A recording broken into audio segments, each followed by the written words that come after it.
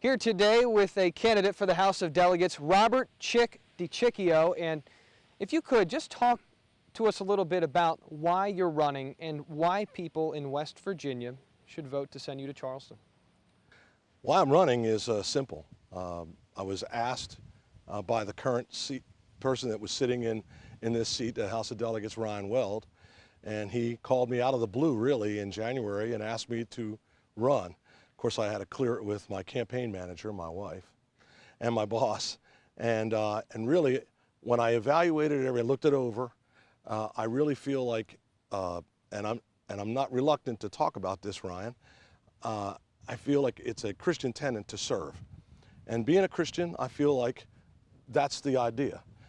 That's the reason why I'm doing what I'm doing. And I only want to serve the people of West Virginia and the people of my district. That's it. I'm really not a politician by heart, but I'm interested in politics. I've always have been. It's kind of rubbed off from my dad, I think. And that's entirely my whole story. You know, that's it. I got asked to do it. I evaluated it. I think it's my time to serve. Biggest challenge facing our valley right now is what?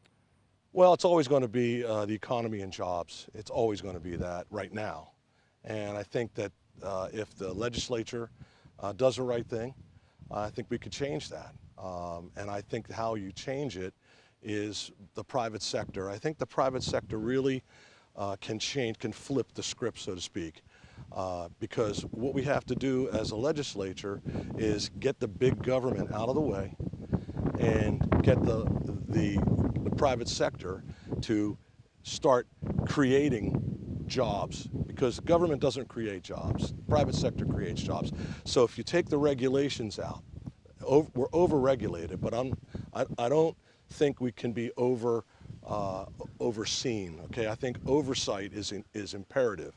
So you have oversight, but you reduce the regulations and the lawsuit abuse, more or less, and you take that out of the picture, and then you start to build the economy back. Now, of course, with the budget the way it's been in West Virginia, they need to streamline that thing, get all the fat out of it and the government waste out of it, and then we could start something that we need to do, and that's from the ground up. Let the private sector take over and create what we can do. I think that's when it unleashes the power of the economy.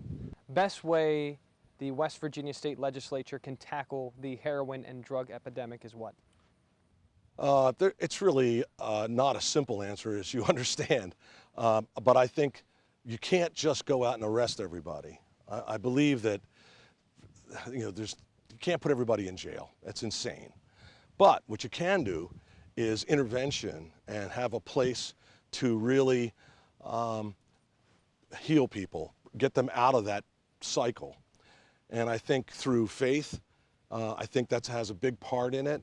You have to incorporate that in a healing process and in the intervention process. And if you can do that, we need more of a structured help for those people and get them out of that vicious cycle of just substance abuse. I don't know where it starts. Alcohol's a gateway drug. Marijuana's a gateway drug. I don't know. I don't know about that. But when it's so prevalent and it's so cheap, that's where the problem is. So we have to enforce the laws to keep those people out of our area. That's one thing, and that's difficult to do because the police are taxed, law enforcement are taxed, but that is the way to do it. You just can't go around and arrest people. You have to have some kind of intervention, and I believe that's a way we have to start tackling it. The budget is clearly out of whack. What is the best way to balance it?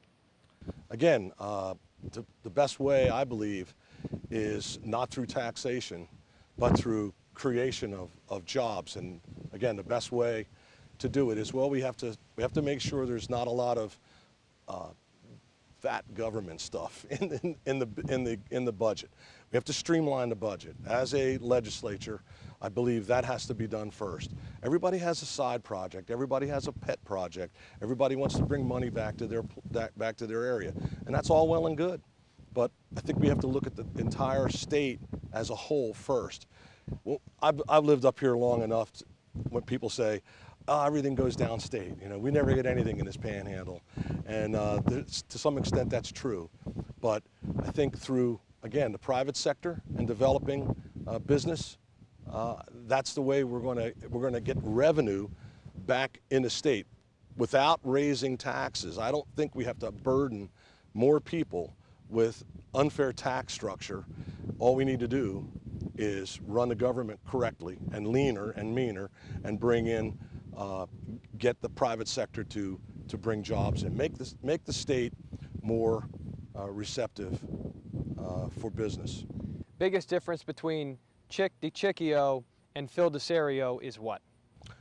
I really I have a hard time dealing with that myself. We both have an O at the end of our name, so that's not different at all. Italians, as we live in Follansbee, but I'm really not beholden to anyone. I don't have any special interests. I'm only interested in the state of West Virginia and the people of District 2. Mr. Diciccio, thank you so much for joining us today, and best of luck on Election Day. Thank you, Ron. Appreciate it.